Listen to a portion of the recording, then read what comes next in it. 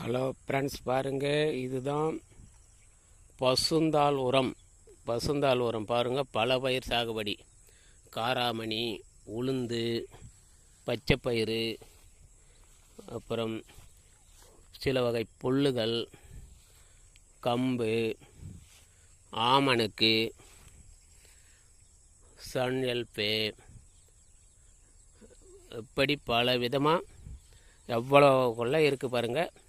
எல்லாமே முதல்ல ஒரு முறை உழுது அது ஒரு வீடியோ போட்டுவிட்டேன். இப்போ ரெண்டாவது இது மறுபடியும் முளைச்சிருக்குது. இப்போ மறுபடியும் மடைக்கு உழுதுட்டா ஒரு நமக்கு சிறந்த பசுந்தாள் உரம் ரெடி ஆயிடுச்சு. மண்ணே பாருங்கள், இப்போ நான் நடக்கிறதெல்லாம் மெத்துன்னு பஞ்சு மேலே நடக்கிற மாதிரி இருக்குது. அந்த மாதிரி நல்லா பாருங்கள். இது மாதிரி ஃபுல்லாக வந்த உடனே இப்போ மடைக்கு உழுதோம்னா மறுபடியும் இது ஒரு உரம் ஆகிடும். நம்ம நிலம் இயற்கையாக எந்த உரமும் போடாமல் நல்ல உயிரோட்ட நிலமாக மாறிடும். அது ஒரு வீடியோ போடுறோம் பாருங்கள். இப்போ இந்த மாதிரி இப்படி இருக்குது பாருங்கள். எல்லாமே பசுந்தாள் உரம், பல பயிர் சாகுபடி. காராமணி, உளுந்து, நெல், எள், கொள்ளு, பச்சைப்பயிறு, சோளம், எள், அப்புறம் சிறுதானிய உளுந்து அத்தனையும் இருக்குது பாருங்கள். எல்லாமே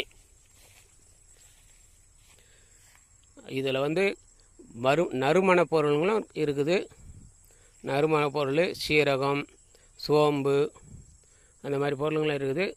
எல்லாமே ஆனால் இந்த காராமணி, தட்டைப்பயிறு அப்படின்னு சொல்கிறோமே, இதுதான் அதிக அளவில் இருக்குது. அதுங்கெல்லாம் சின்ன சின்ன செடியாக இருக்கிறதுனால உங்கள் பார்வைக்கு தெரியல பாருங்க. இன்னும் அடுத்த முறை ஒரு நல்ல வீடியோவாக போடுறேன். இப்போதைக்கு இந்த வீடியோவில் இவ்வளோ தான். இது பசுந்தாள் உரத்துக்கு ஒரு அடித்தளம். பசுந்தாள் உரம் இதில் கலந்துருக்கிறது நம்மாழ்வார் சொல்கிற மாதிரி, அதாவது பயிர் வகையில் ஒரு 5, தானிய வகையில் ஒரு 5, நெல் எண்ணெய் வித்தில் ஒரு 5, வாசனை பொருளில் ஒரு 5, இப்படி மொத்தமாக 5 கிலோ, ஒரு ஏக்கருக்கு 20 கிலோ சொல்லியிருப்பார் நம்மாழ்வார். அதில் வாசனை பயிரில் பார்த்திங்கன்னா கடுகு, சோம்பு, கொத்தமல்லி, வெந்தயம், சீரகம், இதெல்லாம் வாசனை பயிர். பயிர் வகை பார்த்திங்கன்னா காராமணி, உளுந்து, அப்புறம் வேர்க்கடலை, இதெல்லாம் பயிர் வகை. உரப்பயிர் பார்த்திங்கன்னா இது மாதிரி சணப்பை, தக்கப்பூண்டு, நரிப்பயிறு, அப்புறம் இன்னும் ஒரு சில பயிருங்க இருக்குது. அதெல்லாம் அது உரப்பயிர். எண்ணெய் வித்து பார்த்தீங்கன்னா சூரியகாந்தி, சோயாபீன்ஸ், ஆமணக்கு, எல்லாம் எண்ணெய் வித்துக்கள். இப்படி எல்லாமே வாசனை பொருளில் ஒரு 5 ரகம், பயிர் வகையில் ஒரு 5 ரகம், தானியம் நெல், கேழ்வரகு, கம்பு, சோளம், எல்லாம் தானியத்தில் ஒரு 5 வகை. இப்படி எல்லாம் சேர்ந்து மொத்தம் 20 கிலோ. ஒரு ரகத்துக்கு 5 கிலோ, 20 கிலோ சேர்ந்து அதை 3 முறையாக நிலத்தை உழுது வரைச்சோம்னா இந்த மாதிரி இருக்கும்.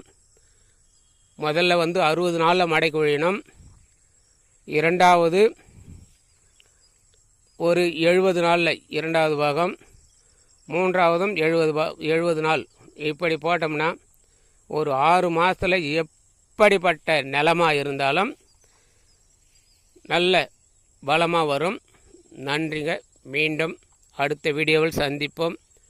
வாழ்க வளமுடன், வாழ்க வையகம், வாழ்க பிரபஞ்சம், வாழ்க இறையருள். நன்றி.